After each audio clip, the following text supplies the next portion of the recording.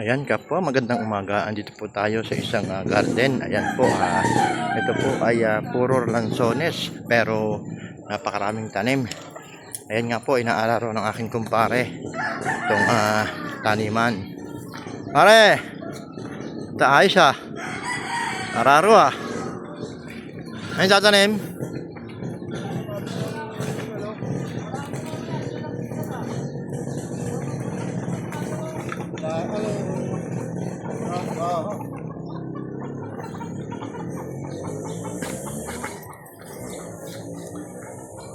Ayan po, ito po ay inaalaro upang ang lupa ay mabaligtad para po sa pagtatanim ay maganda ang tubo ng itatanim na punla.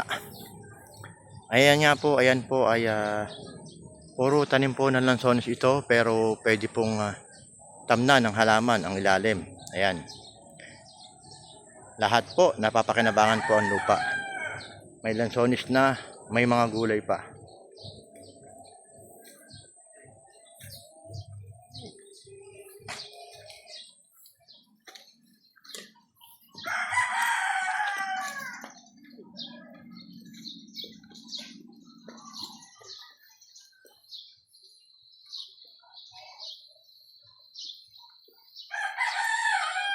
Yan po ang papaya. Papaya nga maliit. Ayan. Okra. At sili. Ayan.